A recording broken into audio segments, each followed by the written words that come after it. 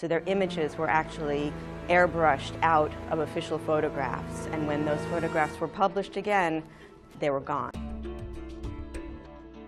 It looks like a normal photo from the 1930s, a few men standing together, a simple moment meant to be permanent. But later, historians noticed something impossible, because the same photo exists twice, and in one version, a man is gone, not cropped, not blurred, erased, as if he was never real. And the deeper you go, the more you realize this wasn't a one-time edit. The Vanishing Commissar. At first glance, it's just an official Soviet photograph. Joseph Stalin stands near a canal, other leaders beside him, everything staged to look calm and permanent. Then you see the comparison. Two versions of the same image, same pose, same background, but in the earlier version, a man stands close to Stalin. In the later version, he doesn't exist. The missing man was Nikolai Yezhov. For a time, he wasn't just a government worker, he was one of the most powerful figures in the Soviet Union. Then he fell out of favor. And after that, the government didn't just remove him from power, they removed him from photographs. The edited version became the official copy, but the original survived long enough for historians to catch the difference. And once people saw it, they realized something disturbing.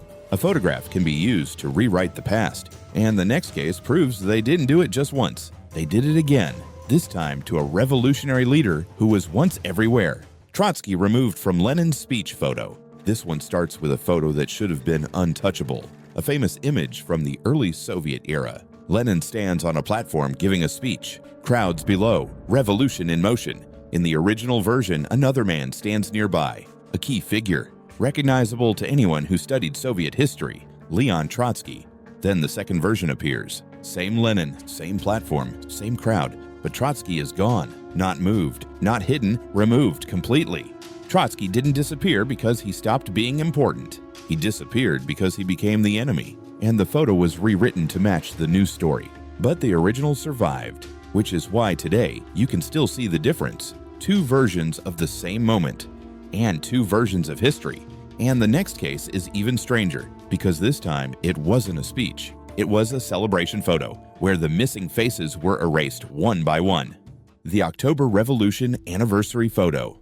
At first, it looks like a proud official group photo, a public celebration. The second anniversary of the October Revolution, November 7th, 1919. A lineup of major Soviet figures, a moment meant to be remembered. Then you see the later version, same scene, same setting, but several people are missing. Not blurred, not covered, removed cleanly, like the camera never captured them at all. In the original, multiple leaders stood together in the same frame. In later copies, those people were erased as they fell out of favor. And here's the part no one expects. At the time of the photo, no one in the group looks afraid. No one looks like they're about to be deleted. But years later, the image is rewritten. And the only reason we know it happened is because original prints survived outside the edited record. That's the moment the story flips, because you realize the photo didn't change for artistic reasons. It changed because the state decided certain people were no longer allowed to exist. And the next case takes that idea even further, because this time the person erased wasn't famous at all. That's what makes it feel even more unsettling. The man erased after execution, Alexander Malchenko. This one is quieter. No massive crowd, no world-famous leader, just a simple photograph that included a man named Alexander Malchenko. In the original print, he's there, a real person, a real face. In the later print, the space where he stood is filled in, like the camera never captured him, because Malchenko was arrested during Stalin's purges. He was accused, sentenced, and executed, and after that, his image became dangerous, so the photo was altered, not to improve it, to remove him, so no one could prove he had ever been part of that moment. But the edit didn't erase everything. An earlier copy survived, and that surviving print is what makes the story so disturbing, because it shows how easily a person could be removed from public memory, and how much effort went into making sure the disappearance looked natural. And once you've seen that, the next case starts to feel inevitable, because some people weren't erased from photographs, they were erased from art itself. The works they tried to make disappear. Degenerate Art. In 1937, Nazi authorities held an exhibition with a strange goal, not to celebrate art, to shame it. They called it degenerate art.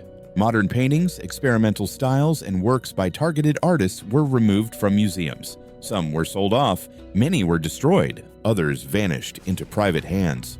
But here's what survived: photographs of the exhibition walls, catalog pages listing the works, official posters and records. Even when the artwork itself disappeared, the documentation didn't. And today, historians can still reconstruct much of what was targeted because someone kept copies. Someone saved proof. And that brings us to the final case. Because the last surviving images in this story weren't about a single person. They were about an entire disaster someone tried to deny. The famine photos that survived a state denial. In the early 1930s, famine devastated parts of the Soviet Union, including Ukraine. For years, officials tried to control what the outside world believed. Journalists were pressured, reports were managed, the public record was shaped carefully. And that's why certain photographs became dangerous. Not because they were sensational, because they contradicted the official story. Some images were restricted, some were seized. Access to surviving prints was controlled, but not every copy disappeared. A few survived outside the system, in foreign archives, private collections, and later historical research. And when those images resurfaced, the effect was immediate. Because once a photo escapes control, it stops being a picture. It becomes proof. The strangest part isn't that a person was erased, it's that the original survived. Because one surviving copy is all it takes to expose the edit. If you want more real stories like this, subscribe to Rapid Rank. And I'll see you in the next one.